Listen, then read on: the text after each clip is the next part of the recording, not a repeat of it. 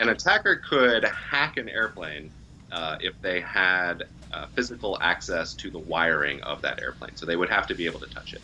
The research that we produce today is concerned specifically with small aircraft. So think of like a small four-seater Cessna type plane. Department of Homeland Security issued an alert this morning about these findings, essentially reflecting what we said in our report about how owners of these aircraft and people who are responsible for the maintenance of these aircraft need to make sure that the physical security around them, like fences, locked doors, guards, things like that, are up to snuff. Like you don't want to have bad guys touching your aircraft, which is kind of a no-brainer.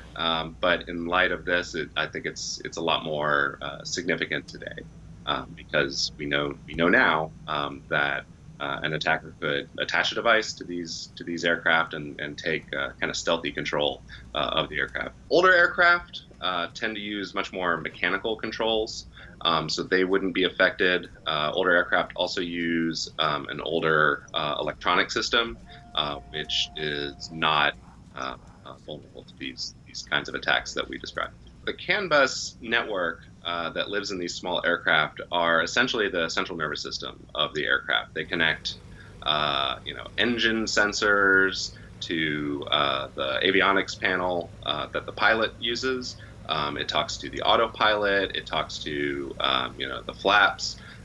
Pretty much everything that has an electronic sensor or control on it is connected to CAN bus.